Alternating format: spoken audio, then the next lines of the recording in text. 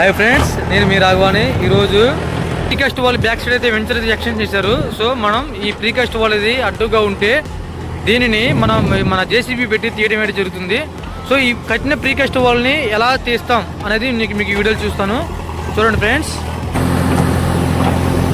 ముందుగా ఈ గోడ కింద ఉన్న మట్టి ఏదైతే ఉందో తీసుకోవాలి. ఎందుకంటే లాగేటప్పుడు ఆ మట్టి అడ్డుపడి ఆ వాల్స్ అనేది విరిగిపోయే అవకాశం ఉంటుంది. కాబట్టి ముందుగానే దాని కింద ఉన్న ఏదైతే ఉందో ఆ మట్టి తీసుకోవాలి.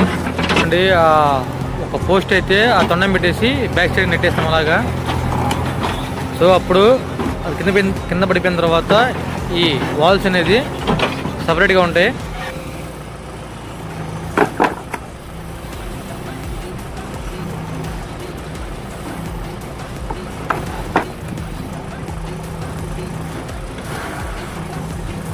అంటే మంచి వీడియోస్ కావాలంటే మన ఛానల్ని సబ్స్క్రైబ్ చేసుకోండి. Thank you for watching. Bye bye.